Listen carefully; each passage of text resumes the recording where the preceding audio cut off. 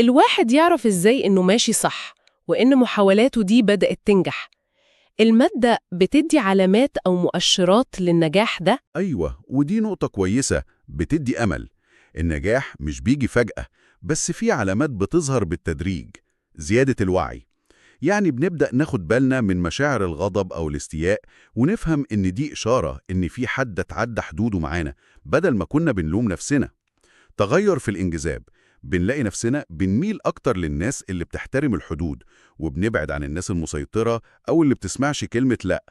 بناء علاقات داعمة، بنبتدي ندور على ناس أو مجموعات تسندنا في رحلتنا دي، لأننا بنحتاج الدعم ده فعلا. تقدير أعلى للذات والموارد، بنبتدي نحس بقيمة وقتنا ومشاعرنا وطاقتنا، وما بنسمحش بسهولة إنها تتسرق أو تستنزف. الممارسة التدريجية، بنبدأ بحاجات بسيطة، نقول لأ في مواقف صغيرة وآمنة، ومع الوقت بنلاقي الشجاعة نقولها في مواقف أهم. تحمل المشاعر الصعبة، بنقدر نستحمل الإحساس بالذنب أو الخوف اللي ممكن يجي في الأول.